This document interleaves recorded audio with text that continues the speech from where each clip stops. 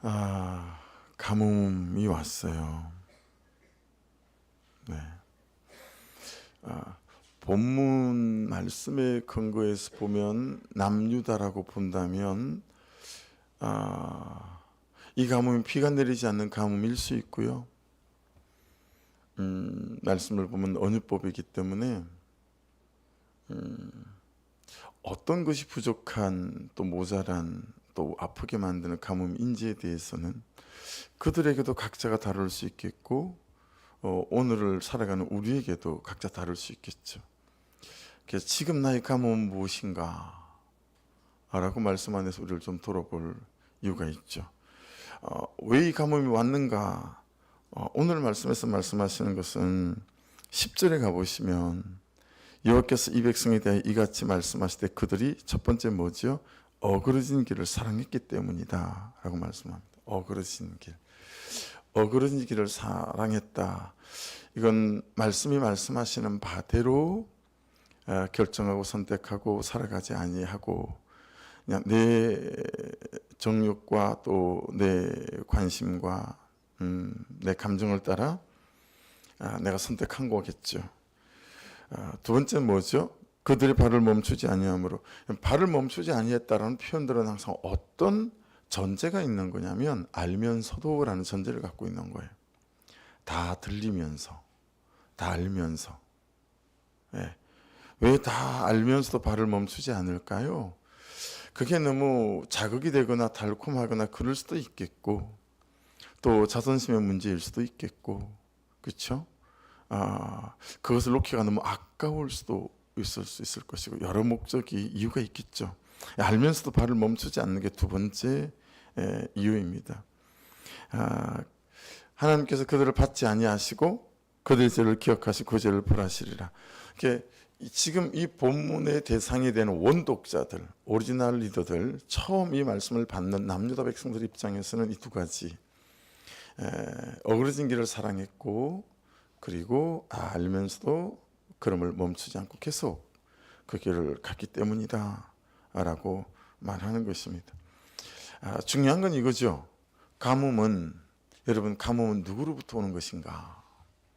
그리고 가뭄은 누구의 것인가?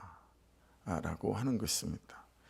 우리의 삶이 너무 자연스럽게 가뭄을 불러올 수도 있겠죠. 그렇죠? 내 불순종과 죄로 말미암아 가뭄이 올 수도 있겠죠. 그렇죠? 예. 그런데 이렇게 왔던 저렇게 왔던 그 가뭄의 출처, 이 가뭄을 해결할 수 있는 분은 또한 누군가?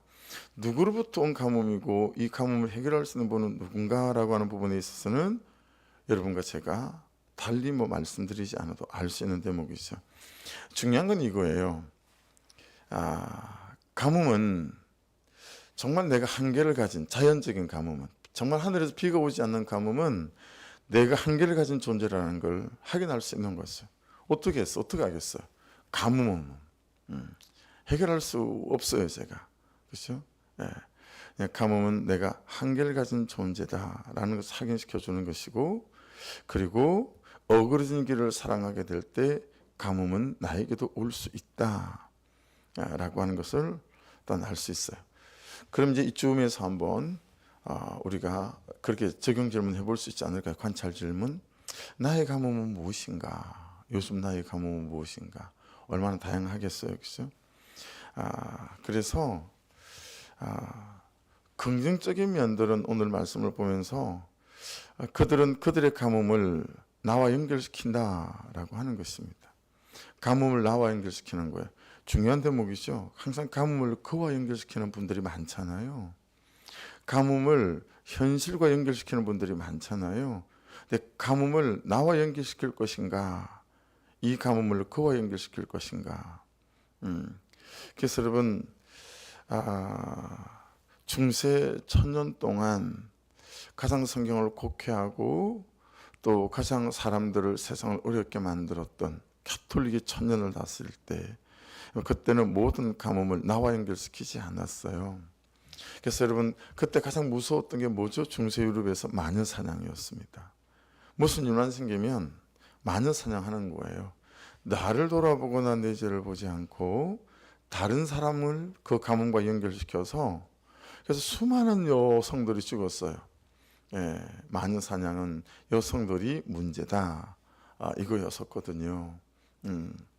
그래서 가뭄을 누구와 연결시킬 것인가?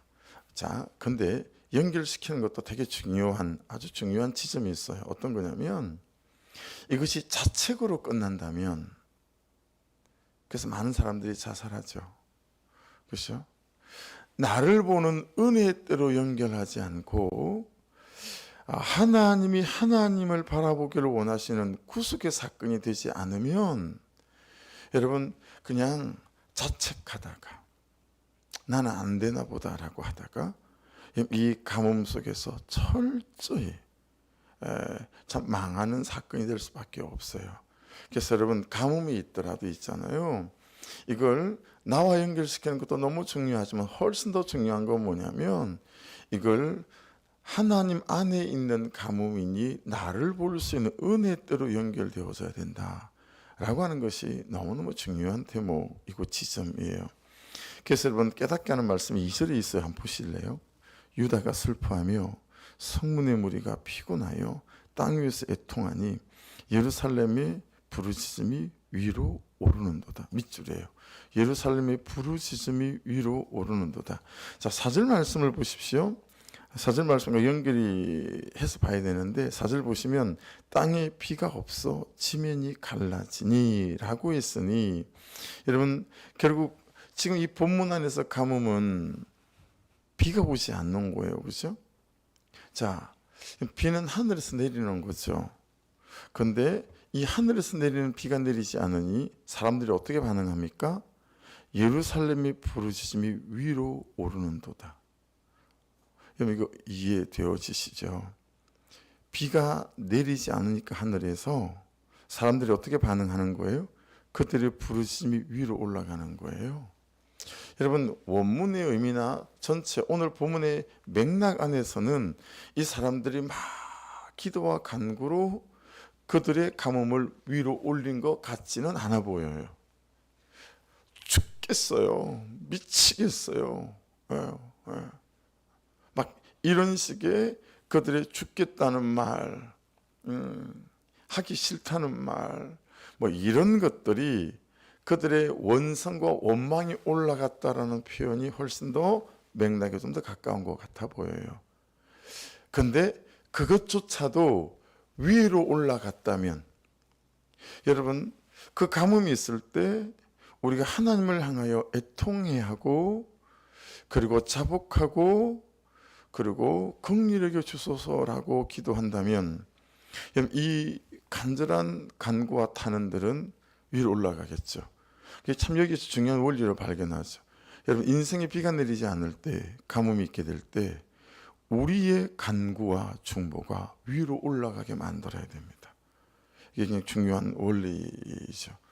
그래서 여러분 그냥 퍼질러 앉아 주저앉아 여러분 엎어지지 마시고요.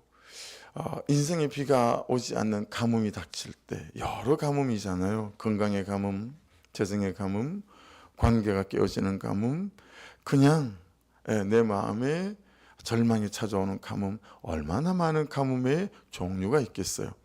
여러분 그렇게 비가 내리지 않을 때 여러분 우리의 간구와 기도가 오히려 이 가뭄을 차고 위로 올라가게 만드는 그런 은혜가 저와 여러분의 것이 되시길 주의 이름으로 축복합니다. 그래서 이 부르짖음, 그래서 위로 오르도다, 이건 알라라는 단어예요. 내 인생에 비가 오지 않는 가뭄이 시작되자 위를 바라보는 부르짖음, 하나님을 바라보는 간절하고 절실한 하나님을 향한 바라봄과 시선이 결사적이고 몸부림이 있었다. 한번 생각해 보십시오. 위를 바라보는 그런 바라봄과 시선이 결사적이고 그런가? 그냥 숨쉬는 소리만큼이나 1분에 68번씩 70번씩 주님 도와주세요 라고 하거나 주님 제가 주에서 돌이키게 도와주십시오 라고 하거나 그러느냐라고 하는 것이죠. 그래서 이 건강한 반응, 위를 바라보는, 그렇죠? 이제 이럴 때 여러분 기복적인 반응이 있고 팔복적인 반응이 있는 것 같아요. 기복은 하다가 맙니다. 하다가 맙니다. 안 되잖아요. 중간에 말아버립니다. 잘 시작하는데 하다가 말아요. 이게 기복에 바탕을 두고 있다는 사실을 유념하셔야 됩니다. 자, 하다가 그만둔 사람 굉장히 많이 봤습니다. 그러니까 여러분 중요한 건 구속사의 복음이라고 하는 것은 여러분 제가 뭐라고 말하죠? 부흥이 이유가 되면 안 돼요. 그냥 말씀을 따라가는 게 이유가 되는 거예요. 그리고 부흥은 하나님 그분께서 우리 교회를 통해서 하실 일이 있으실 때 그분께서 허락하시는 거죠. 부자가 되는 거예요. 백종원 씨가 그러대요. 세상 사람도 그러더라고요. 이 사람이 IMF 때 쫄딱 망했어요. 그리고 포장마차 해가지고 일어섰다라고 하더라고요. 자기가 경험해 본 바 수많은 사업하는 사람을 만나러 다니잖아요. 자기가 돈을 쫓아다닐 때는 실패를 거듭했대요. 돈을 쫓아다녔는데 한 번도 돈이 자기를 따라오는 적이 없었다는 거예요. 그래서 그냥 돈 내려놓고 그냥 최선을 다해 살자, 열심히 살자, 성실하게 살자, 진실하게 살자. 그리고 열심히 밤낮을 떼어가며 포장마차를 했더니 어느 순간부터 돈이 따라오더래요. 돈이 자기를 쫓아오더라는 거예요. 자기가 돈을 쫓아가지 않으니까 그게 되더래요. 여러분 세상 사람들도 그렇게 말하더라고요. 여러분 부자가 목적이 되시고 평안이 목적이 되시고 행복이 목적이 되시면 안 됩니다. 말씀을 따라가는 삶이 목적이 되셔서 지금의 이 자리를 지키시고 버티시고 견디시고 정말 피투성이라도 살아있고 감당해내시는 그 자체가 말씀 안에 머무는 것이 우리의 이유가 되고 목적이 될 수 있기를 주의 이름으로 축복합니다. 누구의 변화가 목적이 되고 여러분 나의 변화가 목적이 되면 어떻게 돼요? 하다가 맙니다. 안 되면 중간에 말아버립니다. 되잖아요. 그러면 자기의 공로로 가져갑니다. 되면 내가 그랬기 때문에 내가 열심히 살았기 때문에 내가 참았기 때문에 다 자기 공로로 가져가고요. 안 되잖아요. 다른 사람 몫으로 다 돌려요. 이게 철저히 기복의 바탕을 두고 있는 거예요. 근데 여러분 팔복은 그냥 그 자리를 지킵니다. 안 돼도 아무도 변화되지 않아도 그냥 말씀을 따라 그 자리에서 자기의 삶의 자리를 지키는 거죠. 그리고 말씀을 따라가는 거예요. 가뭄이 있어도 홍수가 있어도 내 주님 하고 가는 거예요. 그 인생의 계절을 주께 맡기면서. 그래서 여러분 3절을 보십시오. 귀인들은 자기 사원들을 보내어 돈이 좀 있으니까 부자니까 그죠? 물을 얻으려 하였으나 그들이 우물에 가서도 물을 얻지 못하여. 하나님이 내리는 가뭄은 그 누구도 피해갈 수 없어요. 그죠? 빈 그릇으로 돌아오니 부끄럽고 근심하여 그들의 머리를 가리며. 자, 두 번 반복되는 게 뭐냐면 부끄럽고 근심해서 그들의 머리를 가렸다라는 대목이에요. 4절도 보세요. 땅에 비가 없어 지면이 갈라지니 밭 가는 자가 부끄러워서 그 머리를 가린도다. 여러분 한번 잘 말씀의 뉘앙스를 좀 보십시오. 이게 비가 오지 않으니까 자기 죄를 보고 막 이래서 여러분 자기 머리를 가리는 것 같으세요? 아니면 그냥 수치스러워서 내가 겨우 이 정도밖에 안 되나? 내 살아온 삶이 겨우 이런 결과와 이런 열매밖에 안 되나? 여러분 이런 자기 비애, 자기 자책, 막 죽고 싶고 끝장내고 싶은 여러분 그런 부끄러움인 것 같으세요? 후자죠. 여러분 보세요. 가뭄이 오면 사람들은 어쩔 수 없이 자기 인생을 들여다보고 자기를 들여다보는 것 같아요. 내가 어쩌다 이 모양 이 꼴이 됐을까? 내가 어떻게 잘못 살았길래 내 인생이 이렇게 망조가 들었을까? 이런 식으로 접근을 한다는 거예요. 그런데 여러분 중요한 게 있어요. 하나님 안에서 자신을 보는 사람, 그런 사람은 십자가를 통해서 자기를 보게 되어져 있어요. 나를 이처럼 사랑하시는 하나님이라고 하는 거죠. 여러분 어제 말씀에서 우리 한계가 분명해졌죠. 전 어제 말씀이 진짜 큰 복음 중에 하나였던 것 같아요. 예레미야 13장 23절 참 기억할 만한 말씀이죠. 구스인이 흑인이 요즘 흑인이 그러면 이것도 여러분 이렇게 사람을 그거 하는 거라 이렇게 잘 표현하지 않아요. 그러니까 구스인이 흑인이 그의 피부를 표범이 그의 반점을 변하게 할 수 있느냐? 할 수 있을진데 악에 익숙한 너희도 선을 행할 수 있으리라. 만일에 흑인이 백인으로 피부를 바꿀 수 있고 표범의 반점을 바꿀 수 있다면 너도 선하게 살아갈 수 있을 거야. 이 말은 무슨 뜻이죠? 우리는 절대로 선하게 살아갈 수 있는 어떤 본성도 못 갖고 있는, 원초적으로 근본적으로 우리는 에덴 동산에서부터 죄인된, 우리의 본성이 죄인 되어졌다라는 것이죠. 그러면 그 말은 뭐예요? 하나님 은혜 없으면 절대로 우리는 어떤 가능성도, 일말의 가능성도 없는 존재다라는 게 명백해졌지 않겠어요? 그래서 예수 그리스도 십자가 외에는 달리 길이 없고 하나님 그분의 은혜 외에는 달리 길이 없는 존재라는 게 어제 말씀에서 딱 규정이 됐어요. 그렇죠? 그러니까 나는 안 됩니다. 여러분, 아무리 그래도 나는 못합니다. 나로서는 안 되고 못해요. 근데 계속 안 되는 나를 책망하고 채찍질하는 거, 이거 성경적입니까? 성경적이지 않습니까? 비성경적인 거예요. 예. 계속 안 되는 나를 채찍질하고 나는 이래서 안 되나 보다. 이건 여러분 성경, 이 십자가를 모르고 십자가를 통해서 나를 보지 않고 사건이 생길 때마다 하나님 안에서 나를 보는 게 아니에요. 여러분 하나님 안에서 자신을 보셔야 됩니다. 성경이 딱 규정해 놨어요. 넌 안 된다. 넌 못한다. 넌 원래 그런 존재야. 예. 그래서 여러분 하나님 밖에서 나를 책망하고 채찍질해서 도망가시거나 숨거나 여러분 막 수치스럽게 여기거나, 그래서 여러분 자신 안에서 보는 사람은 정말 자신을 수치스럽게 생각하고 부끄럽게 생각하고 아니면 너무 무겁게 생각해요. 야, 이건 난 안 되나 보다. 복음 있는 것만 있나. 예.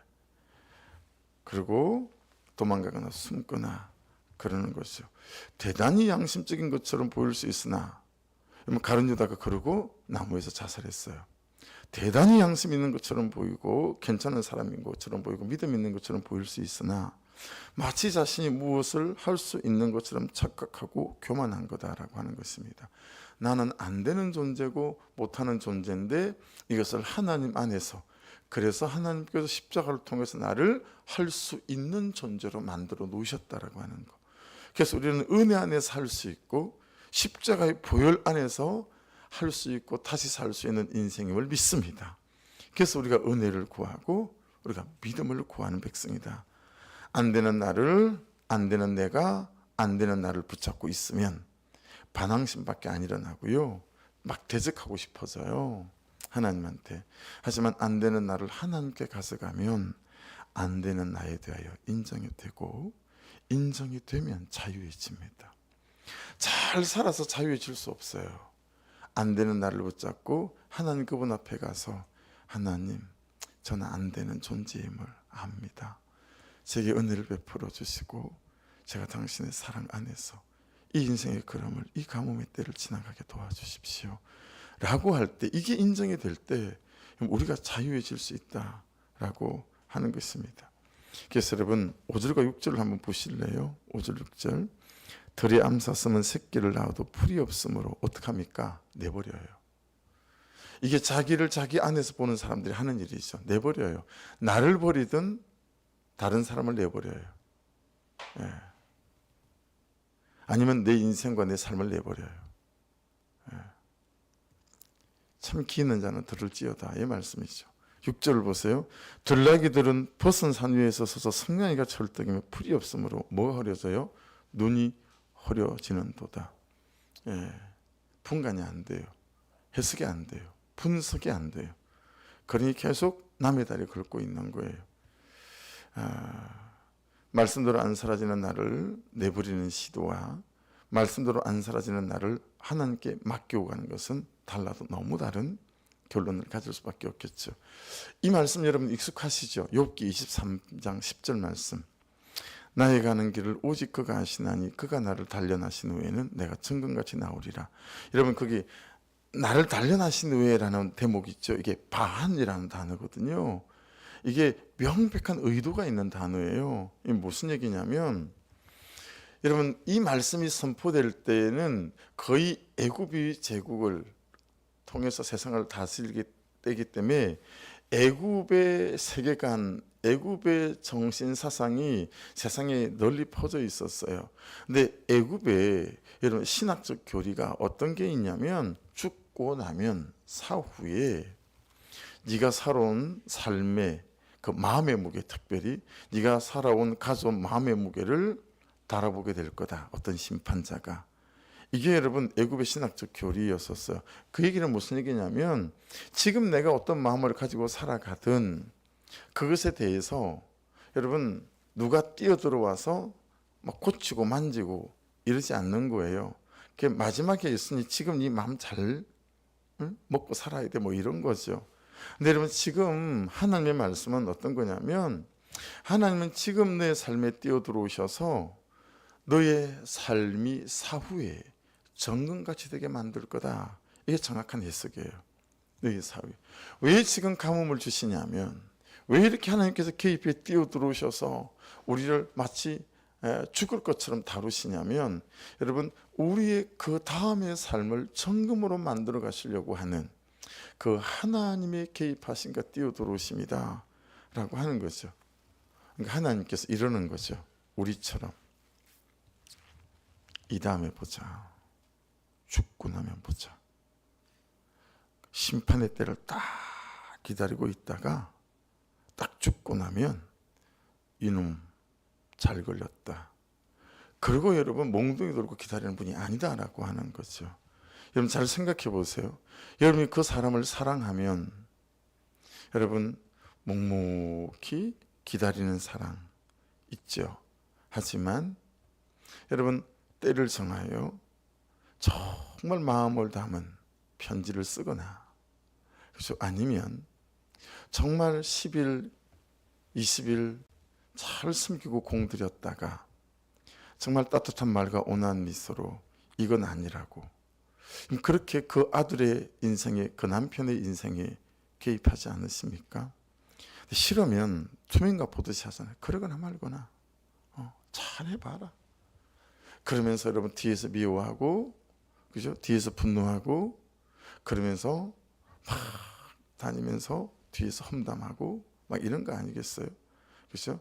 그러니까 사랑하시기에 지금 이때 간섭하시고 개입하셔서 내 삶을 다루시기 원하시는 분. 그래서 영원한 삶을 위해 영혼의 때가 되어졌을 때 우리를 환영하고 기다리시는 분이 하나님이시다라고 생각하면 여러분 가뭄이라는 것이 저주가 아니라 가뭄이라는 것이 은혜의 때로 복의 때로 해석될 수 있는 반전이 있을 수 있죠.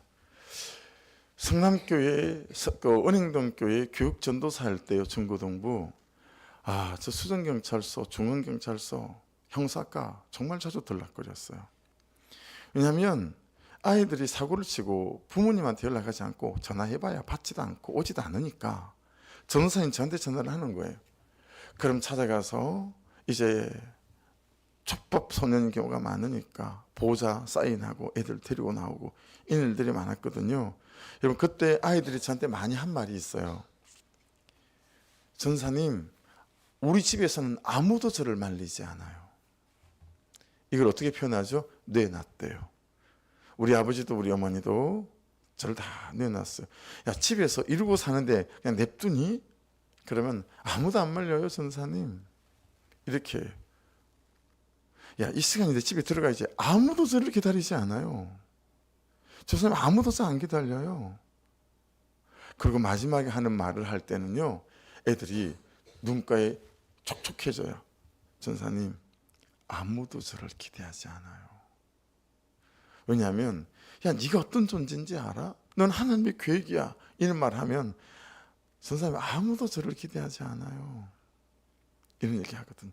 아무도 말리지 않고 아무도 기다리지 않고 아무도 나를 기대하지 않는 거. 그런데 우리 하나님은 나를 기다리시고 나를 기대하시고 그래서 나를 말리시는 거예요.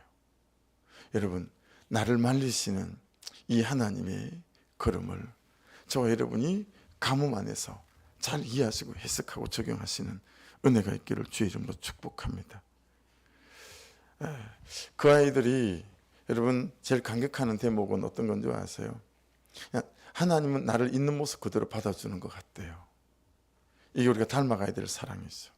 지금 내 옆에 있는 그 사람을 조건 없이 있는 모습 그대로 받아주는 거. 왜 그래야 되냐면 여러분이 있는 모습 그대로 받아들여졌고 받아들여지고 있기 때문에 그렇습니다. 제가 하나님께 이렇게 받아들여지고 있고, 그죠? 그렇게 받아들여졌죠. 그래서 여러분 참 있는 모습 그대로를 받아주시는 그 하나님 앞에 있는 모습 그대로 받아주는 그 은혜가 저와 여러분의 것이기를 주의 이름으로 축복합니다. 제가 7절 위에는 이렇게 소제목을 달았어요. 비록 지금 제가 가뭄이어도, 이렇게 제목을 달았어요. 7절 보세요. 여호와여 우리의 제약이 우리에게 대하여 정언할지라도.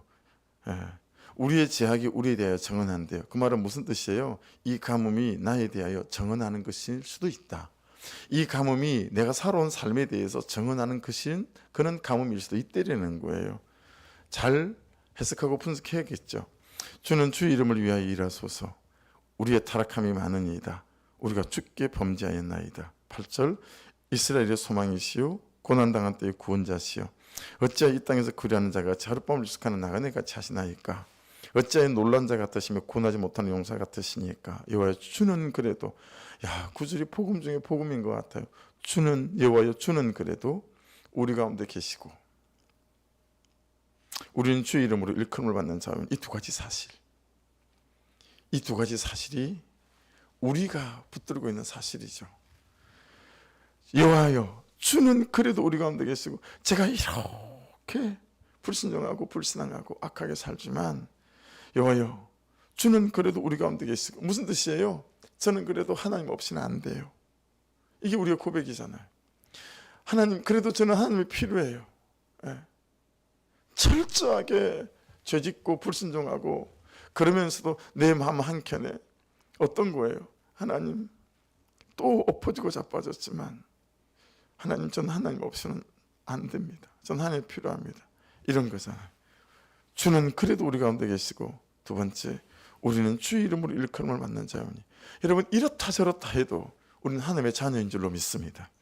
누가 뭐라 그래도, 내가 어떤 죄와 악함 가운데 불순종에 머물러도 우리는 하나님의 자녀요 선택받은 주의 자녀임을 믿습니다. 주의 이름을 일컬음 받는 자오니 우리를 버리지 마옵소서. 할렐루야.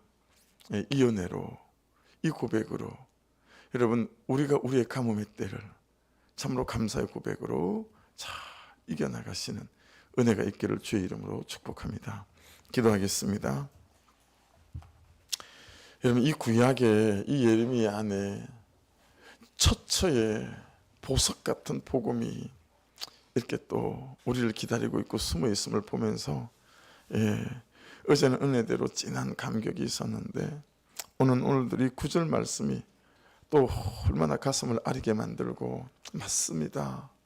저는 그래도 하나님이 필요합니다. 이 가뭄 속에 있지만 하나님 필요합니다.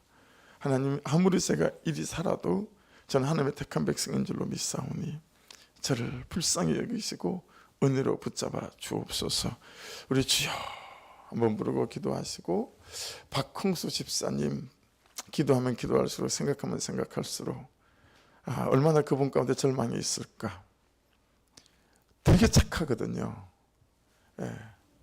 그리고 성실하고 진실한 분이시고, 다른 모든 사람에게 이런 병이 있을지 몰라도 이분에게는 있으면 안 될 것 같은 그런 분이시거든요.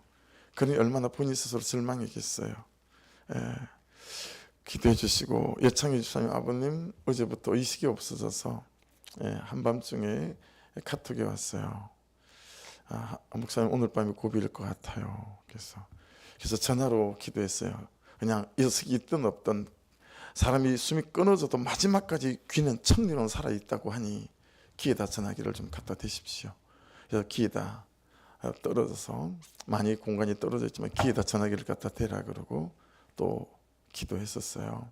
그 가정을 위해서도 하나님의 구속사의 사건이 되고, 또 지금 의식 중에 없지만 그 심송에서 주를 구하고 주를 찾는 백성이 되게 도와주셔서 이 다음에 천국에서 함께 눈뜨는 은혜가 있게 도와주옵소서. 또 축복 부탁드립니다. 주여 한번 부르고 기도하십시다. 주여 아버지